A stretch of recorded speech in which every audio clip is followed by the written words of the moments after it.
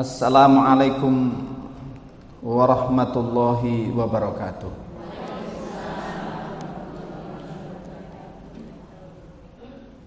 Innal hamdalillah nahmaduhu wa nasta'inuhu wa nastaghfiruh wa na'udzu billahi min shururi anfusina wa min sayyiati a'malina may yahdihillahu fala mudhillalah wa may yudlil fala hadiyalah. Asyhadu an la ilaha illallah wahdahu la syarikalah wa asyhadu anna Muhammadan abduhu wa rasuluhu la nabiyya ba'dah. Allahumma shalli wa sallim ala nabiyyina Muhammadin wa ala alihi wa ashabihi ajmain, amma ba'du. Ya ayyuhalladzina amanu taqullaha haqqa tuqatih wa la tamutunna illa wa antum muslimun. Yang sangat kami muliakan ibu-ibu pengurus Majelis Taklim Raudhatul Jannah, Masya Allah. Ini kalau namanya saja ada Jannah itu menunjukkan surga. Jadi hatinya luas, pikirannya tenang, jiwanya tentram, lapang, rizkinya lapang. Itu bagian dari Jannah. Dan kalau melihat wajah-wajahnya begitu, makanya kemarin saya tadi sempat kaget dibilangi oleh ibu panitia, Ustadz, ini yang ikut kajian rata-rata usianya adalah 60. Saya kaget masuk di sini kok rata-rata masih 25-an tahun. Kok saya merasa paling tua di sini gitu ya, sama yang bagian ngerekam. Masya Allah, ini luar biasa ya. Memang hati yang bersih itu akan menjadikan aura wajahnya ini semakin ya, terlihat bersinar begitu ya. Oleh sebab itu perlu dijaga hatinya supaya tidak dikotori oleh apapun ya. Hatinya harus lapang. Pada malam hari ini mohon izin temanya adalah senja, mulia dan bahagia. Coba angkat tangan ibu-ibu siapa yang sudah bahagia hidupnya. Alhamdulillah semuanya. Misal, tapi sing angkat tangan cuman wong loro tok. Yang lain ragu-ragu, tapi ndak kalaupun ndak mau angkat tangan karena ndak mau sombong kalau bahagia gitu ya. Insyaallah. Baik, senja itu mungkin dimaknai sebagai usia tertentu yang sudah di atas dewasa. Itu berarti nanti menyangkut waktu. Lah waktu itu pertanyaannya begini, waktu itu sesungguhnya ada apa enggak? Menurut ibu-ibu ada. Kalau ada, itu bentuknya seperti apa? Kalau ada waktu, itu warnanya apa? Warnanya seperti apa? Tidak ada warna, tapi ibu bilang ada waktu ya.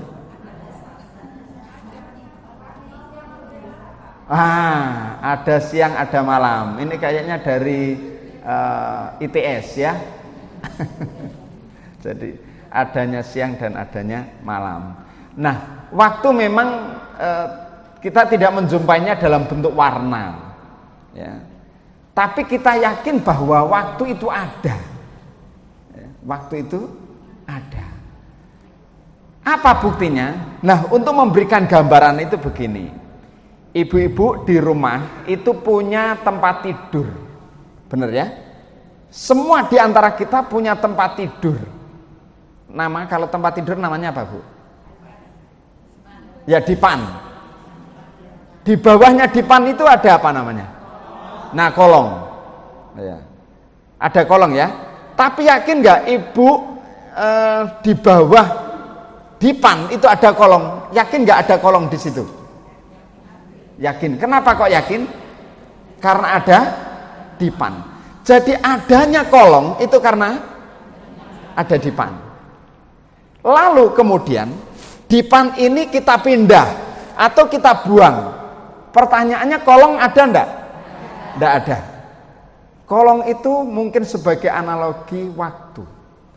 Jadi waktu itu ada, itu bukan karena ada dipan, tetapi karena ada benda yang lain yang mengikatnya menyebabkan waktu itu ada.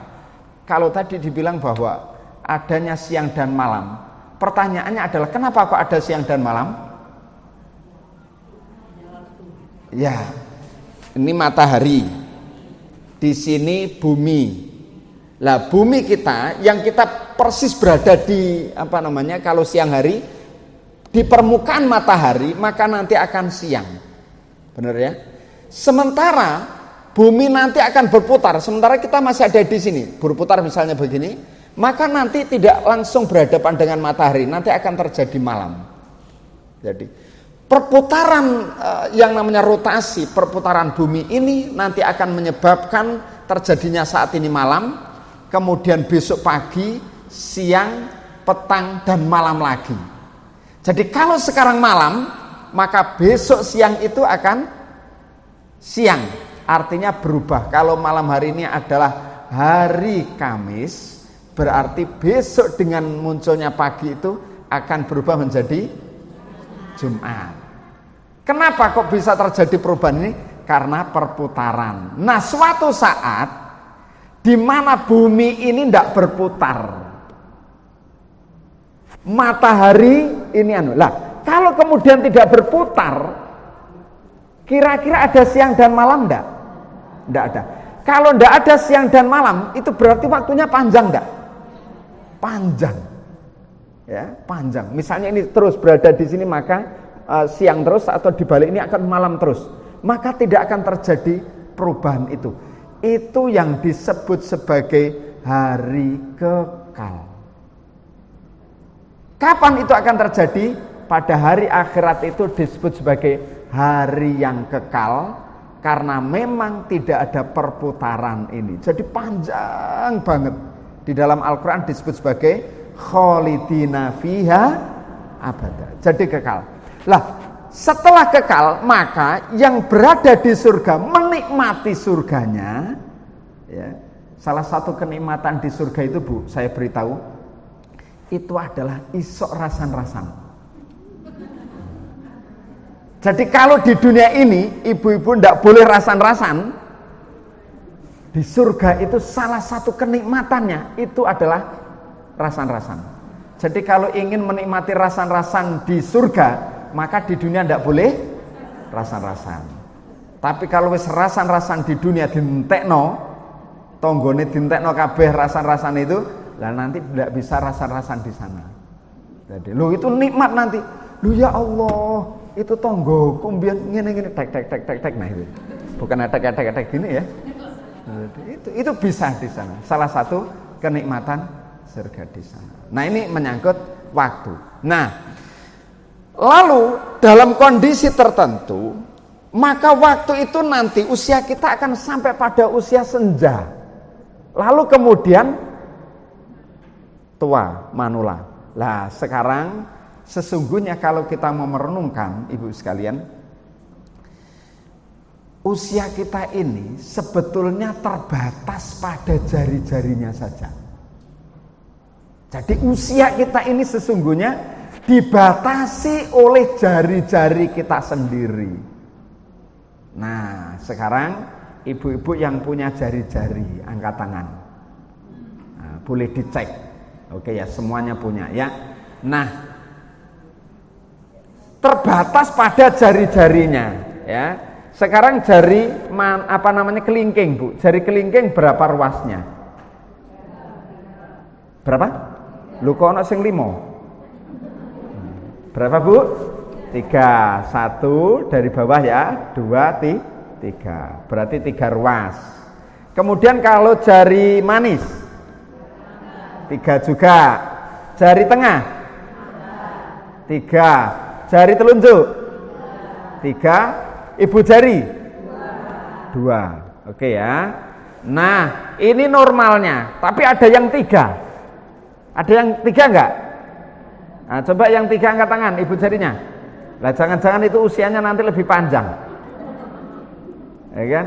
Nah, kenapa kok saya sebut sebagai usia manusia terbatas pada jari-jarinya? Jika kita mengalihkan usia setiap ruasnya itu kali 5 tahun usia manusia. 0 mulai dari jari kelingking dari bawah, 0 sampai 5 tahun itu di ruas paling bawah jari kelingking. 0 sampai 5 tahun itu disebut sebagai balita.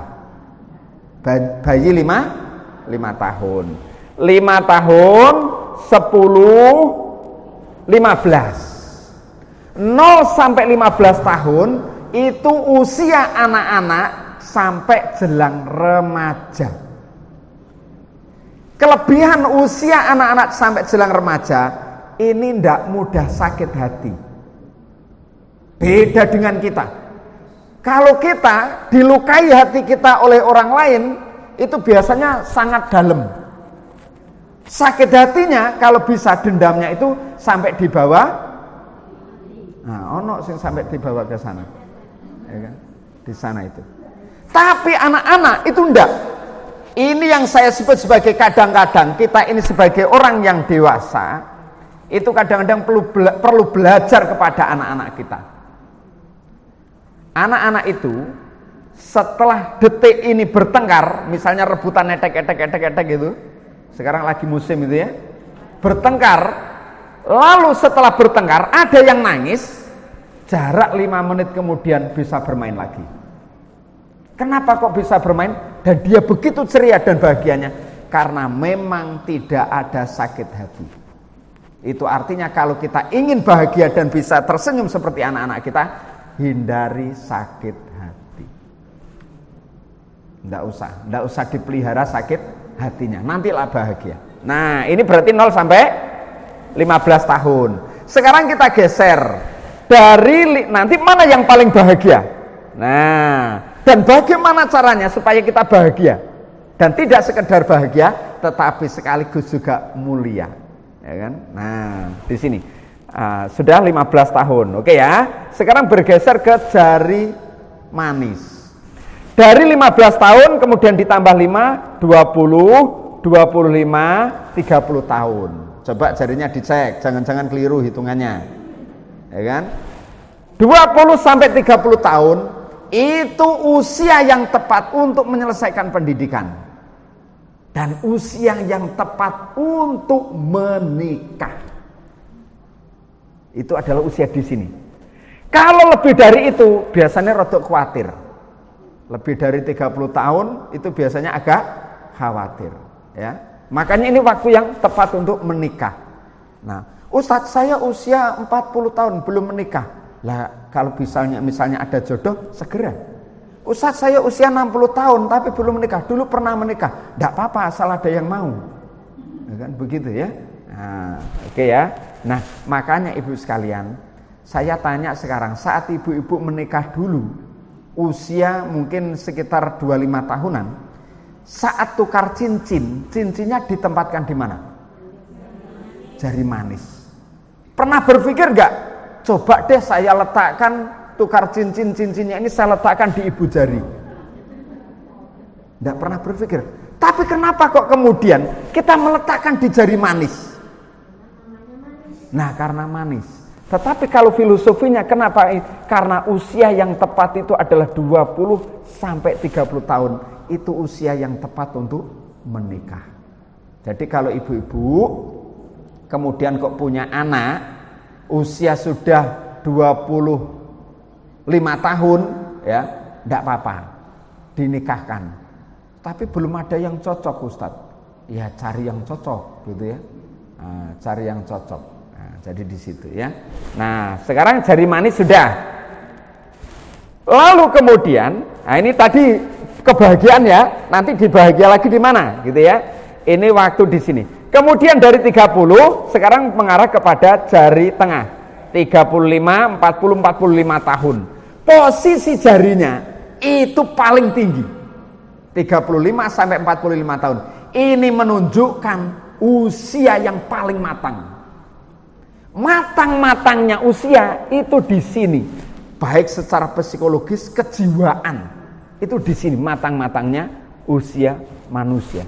Makanya Rasulullah SAW itu diangkat sebagai Rasul itu pada usia 40 tahun, matang-matangnya usia. Demikian juga Nabi yang mungkin diberikan paling ganteng, Nabi Yusuf, itu usia di antara di situ. Jadi di sini matang-matangnya. Kalau kita atau suami itu pada usia di sini itu sampai pada level fisik kuat, kemudian ekonomi juga settle, jabatan juga mentereng pada saat di sini. Setelah ini hidupnya kemungkinan enak, kemungkinan besar enak. Makanya ada yang bilang, orang itu kalau usia 40, sebelum 40 kok belum punya rumah, belum punya apa begitu ya, belum menikah, itu biasanya agak ngoyo ke depannya. Karena secara fisik nanti sudah mulai turun. Ini, jadi naik terus mulai turun. Lah, tapi kalau kemudian jabatan mentereng, kekuasaan bagus, ekonomi settle, ya kan, kejiwaan mantap, sampai di sini pada usia 45, kemudian 50, 55, 60. Apa yang kita bilang dulu saya bisa berkeliling mengitari PP Legi itu pada usia di bawah 40. Setelah di sini sudah enggak. Oh dulu saya pernah, itu hanya dulu. Sekarang cerita, sekarang sudah enggak bisa. Ada enggak ibu-ibu sing lari iku keliling? Ada enggak yang masih lari begitu? Saya duga kalau masih ada seusia ibu-ibu pasti dulu pernah pelari ya, mantan juara nasional gitu ya. Nah, ya. Jadi di sini. Karena pada usia di sini secara fisik sudah pasti turun. Penyakit-penyakit itu sudah mulai muncul, itu di sini. Jadi encok rematik, ada nggak yang punya encok rematik? Itu usia di sini. Waktu kecil jatuh, dipijit dalam sehari sembuh, muncul lagi di sini. Di usia ini. Jadi muncul penyakit-penyakit itu sudah mulai di sini, Bu. Lah makanya saat makanan itu hati-hati, mulai hati-hati. Nah, tapi dalam kondisi secara fisik sudah turun, tapi kita punya settle secara ekonomi, kekuasaan juga bagus, pada usia yang semakin turun, ini jari telunjuk kita masih bisa menunjuk orang lain. Mas, tolong bantu dong. Nanti saya beri upah karena punya kekuasaan. Tolong bantu dong. Tapi kalau tidak pernah sampai di puncak di sini, maka apa yang bisa kita tunjuk? Tidak bisa. Orang lain melengos saat kemudian ditunjuk. Nah ini di sini sudah tidak kuat, hanya bisa nunjuk-nunjuk saja. Nah sekarang 60, 65, 70. Bagi yang ruasnya 2, yang ruasnya 3, 75. Nah, coba dicek, ayo jangan-jangan sudah mulai tambah rosnya itu ya. Ya. Enggak ya, tetap ya. Tapi ini rata-rata usia saja. Pada usia di sini, mari kita perhatikan antara posisi strukturnya hampir sama dengan usia 5 tahun. Apa maknanya? Orang itu semakin sepuh bertambah usianya, maka perilakunya sangat mungkin akan seperti anak-anak lagi. Di sini ada enggak yang seperti anak-anak lagi? Nek ndelok wajahnya gak ono, usia 25 tahunan, ya kan? Nah, ya, di sini. Di sini. Tapi ibu sekalian, jika pada sampai di sini seperti usia-usia ibu sekalian itu masih datang ke masjid semacam ini, maka aktif apalagi menjadi pengurus ya, kepengen ganti, tolong dong saya ini diganti, enggak jenengan aja ya kan, misalnya begitu, itu maka dalam usia di sini Bu akan ada acungan jempol dari orang lain. Hebat ibu ini, usia 60 tahun 70 tahun ya, tapi masih aktif ikut hadir di pengajian sampai suaminya ditinggal di rumah gitu ya. Tapi kan sudah izin kan, sudah pastilah suami yang baik pasti mengizinkan ya. Jadi tapi kan dijempol usianya di sini. Apabila Bapak Ibu sekalian, ibu-ibu sekalian itu punya harta banyak, tapi di usia di sini yang secara fisik sudah tidak mampu, lalu kemudian ibu bilang begini, saya punya rumah, saya bisa enggak Pak Takmir, Raudhatul Jannah ini mengelola, saya wakafkan deh ini. Maka ketika diwakafkan itu, harta yang kemudian disisihkannya itu, maka akan ada acungan jempol dari orang lain. Hebat kakek. Karena memang usianya adalah jempol. Tapi di usia di sini 70 berapa? 60, 70, 75. Kok kemudian isek cerewet? Maka mungkin akan ada acungan jempol. Tidak jadi hebat akhirnya, kebalik. Tapi usianya masih tetap di sini. Nah, lalu di mana posisi kemudian bisa berada? Ingat, anak-anak di usia di sini itu sangat menikmati kebahagiaan. Pertanyaannya adalah, bagaimana pada usia di sini orang di usia senja orang masih tetap bisa bahagia? Itu yang paling penting. Nah, tipnya adalah, wah ini tipnya. Nah, yang pertama, di usia di sini usahakan banyak menanam. Menanam apa Ustadz? Menanam kebaikan. Kalau tadi ibu pengurus ketua kemudian bilang apa yang kita bisa hadir di sini dalam rangka menjalin silaturahim, itu sedang menanam kebaikan berupa silaturahim. Satu saat kita semuanya akan ada batasnya, ibu sekalian, akan ada batasnya. Maka saat kemudian Allah mewafatkan kita, saya tunjukkan sedikit ya, mudah-mudahan ada. Nah ini Bu, ini ada gambar begini Bu, ini mungkin akan terjadi pada kita semua. Mau tidak mau ini akan terjadi. Pertanyaannya begini, sebanyak apa orang yang akan hadir ke rumah kita di saat kemudian kita sedang terbaring di situ? Ini yang akan membuktikan waktu masih usia masih hidup itu kemudian dimanfaatkan. Salah satunya adalah silaturahim, hadir di pengajian, selalu berbuat baik kepada orang lain. Yakin akan banyak. Tapi jangan-jangan yang hadir di rumah kita, yang mengangkut, yang memanggul, kemudian yang mengantarkan ke makam hanya keluarga kita saja, jangan-jangan. Kalau hanya keluarga saja, itu berarti kita ini termasuk orang yang rugi karena tidak memanfaatkan usia kita ini untuk banyak berteman, untuk banyak bersilaturahim. Maka mulai hari ini lebih banyak bersilaturahim. Bu, tolong, ini perkiraan ada 100-an orang. 100 ya? Berdasarkan data. Aku untuk bocoran toko pengurus tadi. Ya, berdasarkan data 100 lebih ya. Apakah dari 100 ini mengenal semua? Apakah tidak ada yang lupa semua? Nah, ada yang lupa, ya kan? Maka silaturahim mengingat terus-menerus ini kemudian akan menjadi jalinan. Saya punya keyakinan, andai kata ada di antara keluarga kita yang wafat, sekian banyak inilah yang nanti akan datang ke rumah kita mendoakan. Jadi makanya kita ini berusaha untuk dengan siapapun itu menerima keadaannya tanpa kemudian harus menghinanya, yang menyebabkan kemudian terpisah. Sakit hati kemudian tidak mau mendoakan kita.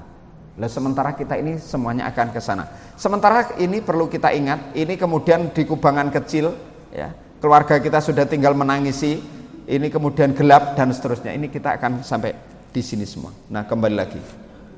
Ya. Nah, ini sekalian. Jadi banyak menanam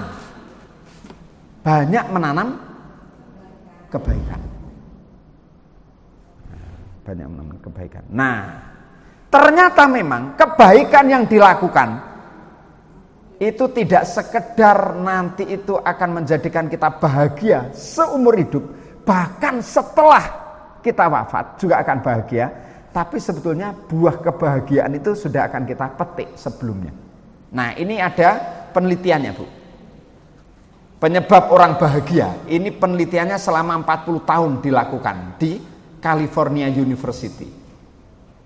Jadi, orang bahagia itu. Orang bahagia itu karena apa? Ternyata yang pertama adalah 48% itu karena genetik. Dari mana penelitiannya? Ada anak kembar di sana diteliti. Kembar ini satunya ditempatkan di daerah plus, artinya dari sisi keluarga kehidupannya sudah settle, sudah bahagia. Satunya anak kembar ini ditempatkan di daerah minus, sudah miskin dan lain sebagainya. Jarak 40 tahun observasi ini disimpulkan ternyata dua anak kembar ini, baik yang berada di lingkungan keluarga bahagia, artinya keluarga yang sejahtera itu, yang settle itu, maupun yang daerah minus, sama-sama bahagia. Maka disimpulkan di situ 48% orang bahagia itu karena faktor genetik, karena faktor keturunan. Jadi kalau ibu-ibu ini sudah bahagia hidupnya, maka akan bisa mewariskan 48% kebahagiaan untuk anaknya. Tapi kalau ibu-ibu masih hidupnya sengsara, banyak mengeluh, ada nggak yang banyak mengeluh? Alhamdulillah nggak ada. Di sini wis hilang kabeh mengeluh yang lalu-lalu ya. Di sini ya. Maka itu akan sekali lagi akan memunculkan kebahagiaan untuk anak kita. Ya. Jadi, nah kemudian lalu Ustadz, orang tua kita, saya ini sengsara Ustadz hidupnya. Apakah 48% dari kesengsaraan ini kemudian muncul kepada saya? Jadi memang yang bisa ditularkan itu adalah 48% kebahagiaannya. Kebahagiaannya. Ya, jadi kajiannya di situ. Andai kata orang tua kok belum bahagia dalam artian, lalu supaya kita ini bahagia ada berikutnya, yaitu positif event, peristiwa-peristiwa positif. Kalau di dalam agama kita disebut sebagai amal soleh. Amal soleh. Jadi itu 40% itu orang yang beramal soleh itu bahagia. Jadi usia senja ingin bahagia, banyak beramal soleh. Nah, banyak beramal soleh 40%. Apa saja Ustadz amal solehnya? Nggak usah kadang-kadang itu tinggi-tinggi. Hal yang sederhana saja yang dianggap remeh, itu juga bisa menjadi kebaikan. Misal menata sandal. Remeh. Ya kan? Oh, sandal teman saya kok ya.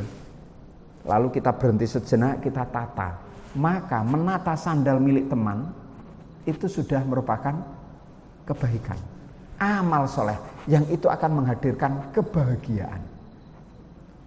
Jadi kalau misalnya ibu kok menggelanyut masalah, namanya orang itu mesti punya masalah. Ya. Ada nggak di sini yang tidak punya masalah? Angkat tangan. Nek delok wajah duwe kabeh. Punya masalah. Kalau punya masalah, tipnya sederhana. Selipkan pikiran walaupun kecil membantu orang lain. Selipkan pikiran di antara masalah yang menggelanyut pada pikirannya, sekecil apapun, pikirkan kebaikan untuk orang lain, bahagia. Kenapa kok kemudian kita ini kok penat terus, migrain terus, ya kan? Bingung terus? Karena bisa jadi yang kita pikirkan hanya diri sendiri. Kalau memikirkan diri sendiri, keluarganya sendiri, tidak memikirkan orang lain, sudah pasti masalahnya akan timbul dan terus semakin banyak. Tapi selipkan pikiran, bantu orang lain, walaupun hanya kecil, silaturahim saja, maka akan lahir kebahagiaan, fresh kembali, hilang. Nah, jadi kalau ingin bahagia terus, nah, di situ ya. Jadi peristiwa-peristiwa positif, amal soleh. Nah kemudian nilai integrasi, ya, itu 12%. Ibu-ibu berorganisasi terkumpul dalam majelis taklim semacam ini, itu bahagia, pasti bahagia. Hadir semacam ini, kebahagiaannya kenapa kok bisa bahagia? Malaikat menaungkan sayapnya seperti saat ini, lalu berdoa, memohon kepada Allah, ya Allah, ampuni dosa hambamu ini. Nah, kan? Lah kalau kemudian ditanya, ibu-ibu ini sebetulnya Ngaji tujuannya untuk apa sih? Untuk apa, Bu? Mencari ilmu, menambah wawasan keagamaan lebih baik, macam-macam. Tapi sedikit sekali yang menjawab, saya hadir di pengajian ini supaya Allah mengampuni dosa saya. Padahal itu inti dari kita hadir. Apa indikator bahwasanya Allah mengampuni dosa kita? Di saat di sini itu lahir kebahagiaan, pikiran itu tenang, ya. Hati ini lapang, jiwa itu tentram. Itu tandanya Allah mengampuni dosa kita. Kalau sudah lapang, pikirannya tenang semuanya, maka ilmu akan mudah masuk. Lah persoalan kemudian keluar dari sini masuk rumah kok iling bayar utang mana? Iku nomor loro. Tapi yang paling penting hadir di sini lahir kebahagiaan itu. Lah itu salah satu berorganisasi semacam ini. Nah, Masya Allah. Jadi apa yang perlu dilakukan sekalian adalah banyak menanam kebaikan. Banyak menanam kebaikan. Yang kedua, semakin usia kita ini bertambah, usahakan hati kita ini semakin luas seperti halnya samudra. Seperti halnya lautan yang luas itu. Jangan sempit. Ingat, laut yang luas itu mau menerima apapun. Sampah diterima enggak di laut? Diterima. Maka hati yang luas bisa menerima keadaan bahkan sampah sekalipun. Sampah itu artinya orang yang menjengkelkan. Anak kok gergete menjengkelkan. Iki cucu kok betik dan lain sebagainya. Anak kok gak pinter, tonggo kok gak apik belas. Itu berarti dalam kondisi apapun lapangkan hati kita seluas samudra. Terima. Ada suatu ketika seorang ibu yang jengkel kepada anaknya yang barusan menikah. Jadi barusan menikah, kebetulan dalam rumah itu tinggal ibunya sama anak laki-lakinya. Anak perempuannya masuk dalam keluarga itu setelah menikah, lalu panas-panas.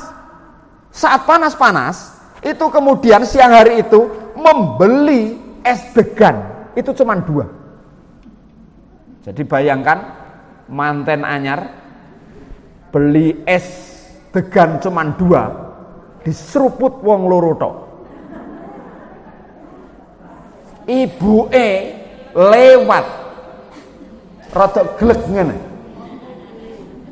Glek lewat hanya batuk. Entekno dhewe. Sakit hati 3 hari tidak menyapa. Ya kan?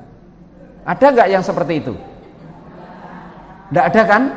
Enggak ada. Ya cuman sing tak critakno iki tok, tonggo. Tapi sangat mungkin bisa terjadi pada kita terhadap sesuatu yang tidak kita sukai dari keluarga entah orang lain, maka itu disebut sesuatu yang kemudian akan menyakitkan.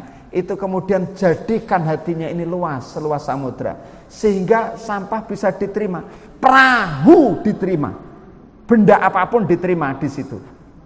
Apalagi sebagai seorang pemimpin atau ketua.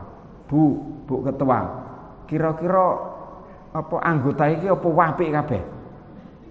Nek diundang teko kabeh enggak? Insyaallah apik ketuane iki ya. Meskipun ono sing gak teko kadang-kadang gak tau teko rek. Ya kan? Dan lain sebagainya. Jadi jadikan hatinya luas dalam kondisi apapun, terima keadaan, bahkan mohon maaf. Walaupun suami itu ya rada rewel. Jadikan hatinya luas. Walaupun istri itu juga kadang-kadang rewel, jadikan hatinya luas. Yang banyak rewel bapak apa ibu? Bapak ya? Benar. Alhamdulillah, di sini orangnya baik-baik, tidak ada yang rewel. Alhamdulillah ya. Nah jadi ini. Lah kemudian di dalam laut kalau yang di laut itu apa yang bagusnya?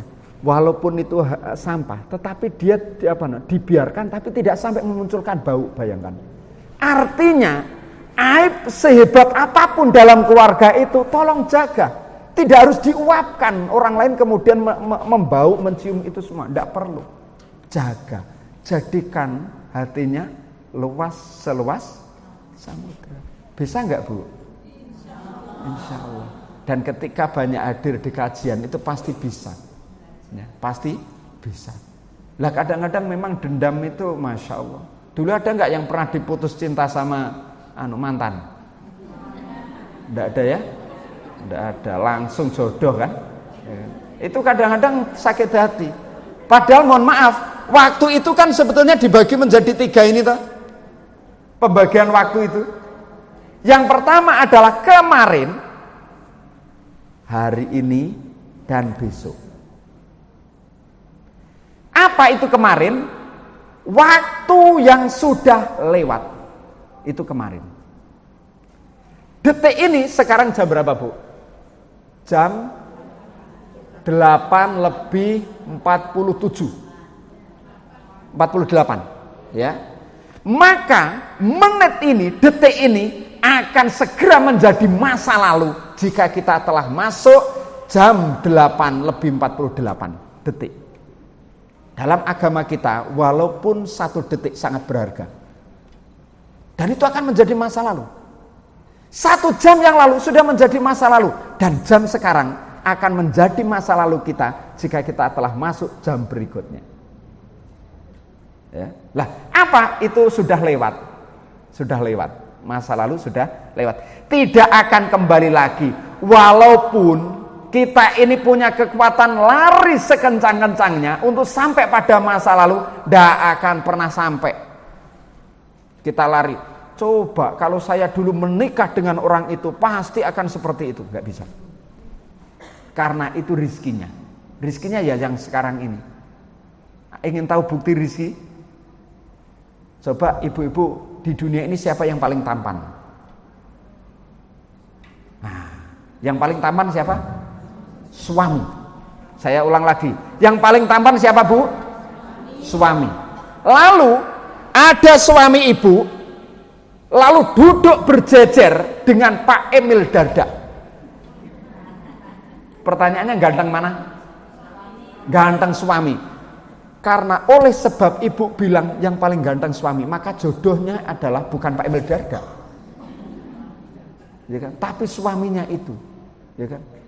Atau mungkin kita bilang yang gantengan Pak Emil Dardak masih muda. Walaupun kita bilang Pak Emil Dardak lebih ganteng, karena bukan rizki ibu, maka tidak akan pernah ibu mendapatkannya. Karena Pak Emil Dardak rizkinya Bu Arumi Baksin. Rizki tidak akan pernah tertukar. Masing-masing setelah ditetapkan oleh Allah. Jadi tidak usah khawatir tentang urusan rizki.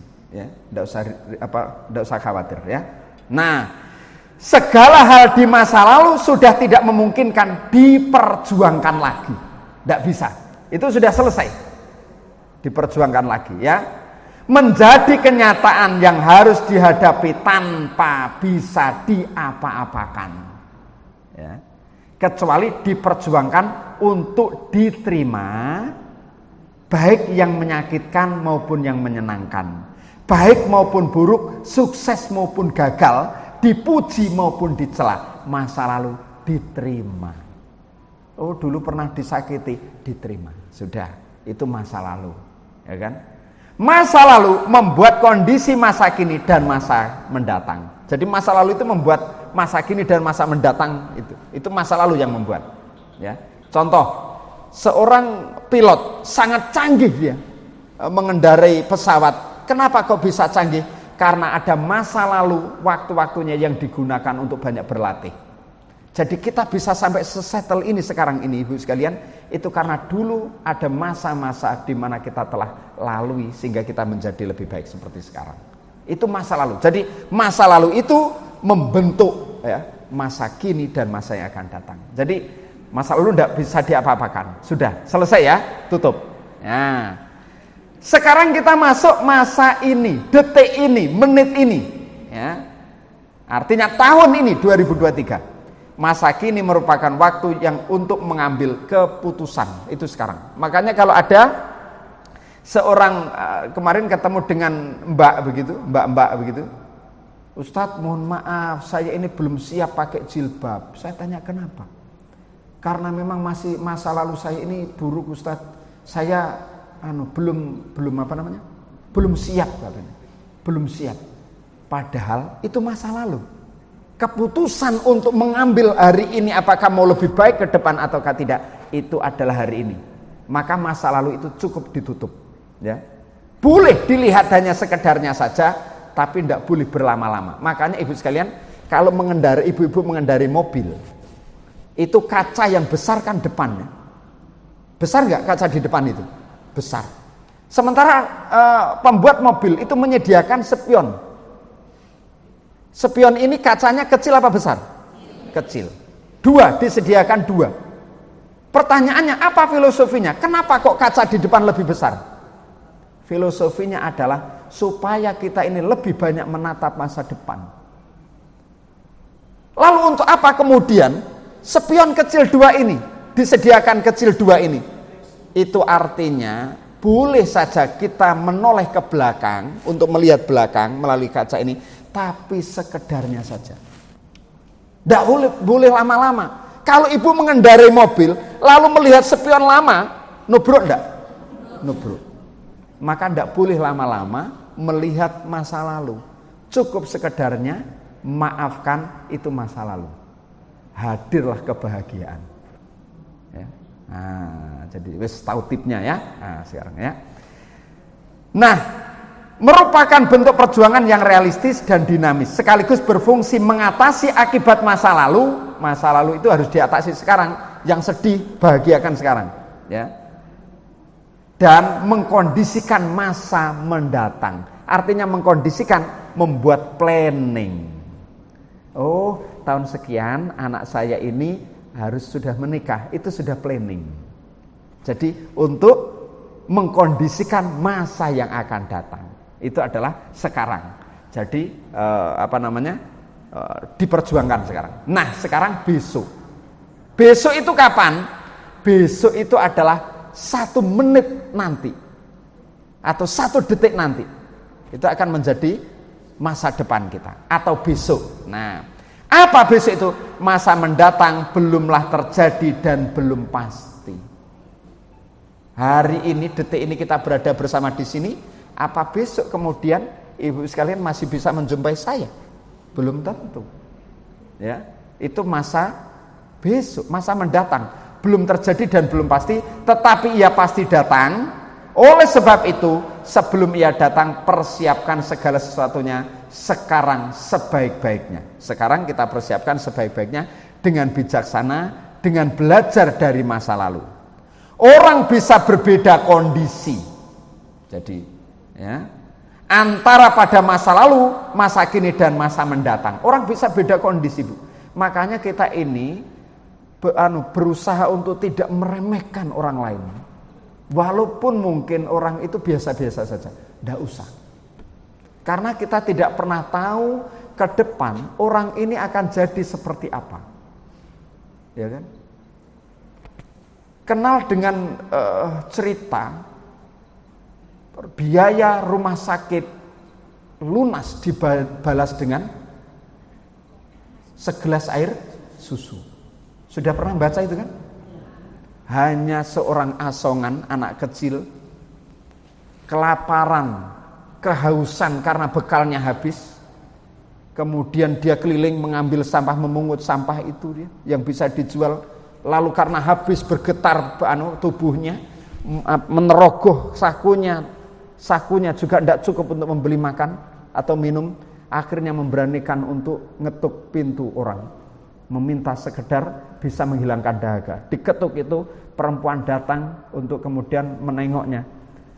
Adakah minuman yang bisa bisa saya minum? Maka seorang perempuan ini melihat pucat wajahnya, masuk ke kamar rumah. Dia keluar membawa segelas air susu.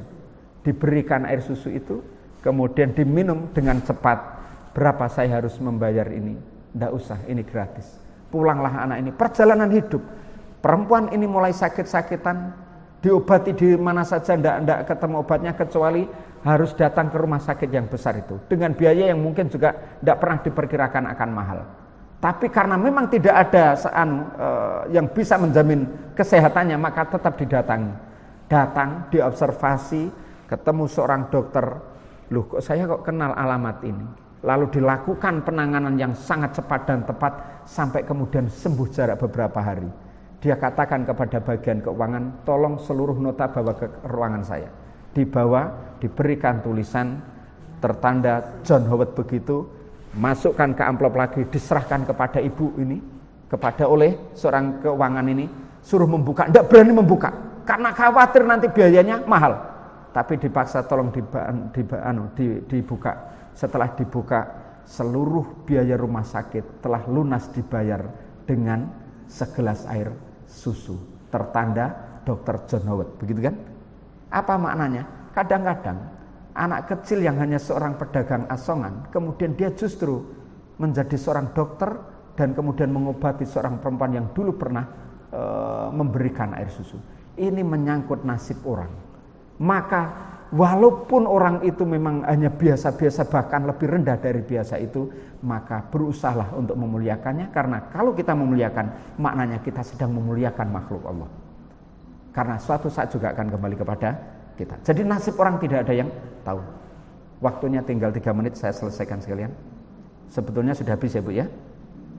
Orang bisa berbeda kondisi antara pada masa lalu, masa kini, dan masa mendatang. Akan tetapi orang juga bisa membuatnya sama, yaitu teguh berbuat kebaikan, kebenaran di masa lalu, masa saat ini, dan masa yang akan datang. Hari ini itu bisa hadir ngaji, itu adalah bagian dari istiqomah ngajinya. Karena kemarin bisa kita lakukan juga ngaji, besok bulan depan yang jadwalnya sinten? Ustadz Miftahul Jinan atau siapa? Maka besok kita bisa datang lagi. Kebaikan bisa konstan kita lakukan, tapi nasib orang bisa berubah. Termasuk bagaimana Ustaz? Termasuk mungkin ada seorang pemuda yang ingin melamar anak kita. Kalau misalnya kita kurang sreg, maka kita sampaikan dengan cara yang bijak, tanpa harus kemudian kita menolak, kemudian menghinanya. Sekali lagi, kita tidak pernah tahu nasib orang. Masa lalu, masa kini, dan masa yang akan datang.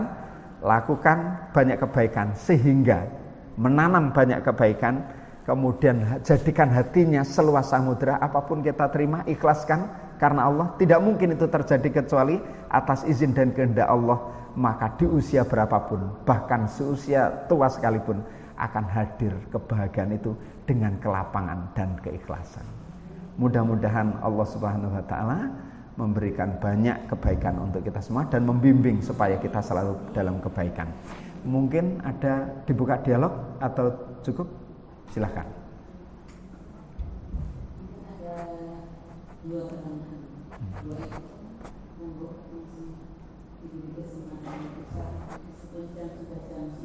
Masya Allah.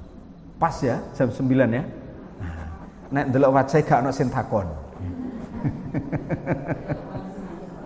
Alhamdulillah, mudah-mudahan bisa difahami ya. Jadi dalam usia jari-jari dimanapun posisinya kita bisa berbahagia ya. Usia anak-anak, usia jelang menikah, usia matang-matangnya, jika karena kebahagiaan itu memang lahir dari hati, jika kita mampu melapangkan hati kita dalam kondisi apapun ya. Itu, dan masa lalu cukuplah menjadi masa lalu, tidak usah diapa-apakan, jadikan sebagai ibrah pelajaran saja, tidak perlu ditengok terlalu lama, cukup masa depan yang lebih baik. Itu harapan kita. Baik, kalau memang sudah tidak ada, tepat jam 9 kita berdoa ya Bu ya. Kita berdoa, mudah-mudahan Ibu sekalian diberikan kondisi yang sangat sehat bersama keluarga, penuh dengan keberkahan rizkinya, usianya juga dijadikan berkah oleh Allah Subhanahu wa taala, bisa menjalin silaturahim dengan banyak orang, Mudah-mudahan Allah SWT membimbing kita dalam banyak kebaikan sehingga kelak Allah mewafatkan kita dalam kondisi yang terbaik, yaitu husnul khatimah, dan Allah SWT mengumpulkan kita bersama orang-orang soleh yang kemudian akan dimasukkan ke jannahnya insyaallah. Amin ya rabbal alamin. A'udzubillahi minasyaitonirrajim. Bismillahirrahmanirrahim. Hamdan syakirin, hamdan na'imin, hamdan yuafi ni'amah wa yukafi'u mazidah. Ya Rabbana lakal hamdu kama yanbaghi li jalali wajhikal karimi wa 'azimi sultanik. Rabbana zalamna anfusana wa illam taghfir lana wa tarhamna lanakunanna minal khasirin. Rabbana la tuzigh qulubana ba'da idh hadaitana wa hab lana min ladunka rahmah innaka antal wahhab. Allahumma arinal haqqo haqqan warzuqna tiba'ah wa arinal batila batila warzuqna ijtinabah. Rabbi habli minas sholihin, Rabbi habli minas sholihin, Rabbi habli minas sholihin. Rabbana atina fid dunya hasanah wa fil akhirati hasanah wa qina adzabannar. Subhana rabbika rabbil izzati amma yasifun wa salamun alal mursalin walhamdulillahi rabbil alamin. Terima kasih ibu sekalian, senang sekali bisa bersama ibu-ibu dalam kajian pada malam hari ini. Mudah-mudahan ada guna dan manfaatnya. Ada hal yang paling penting dari sekedar ngaji, sepulang dari sini apa yang bisa berubah lebih baik dari kita. Billahi taufiq wal hidayah. Wassalamualaikum warahmatullahi wabarakatuh.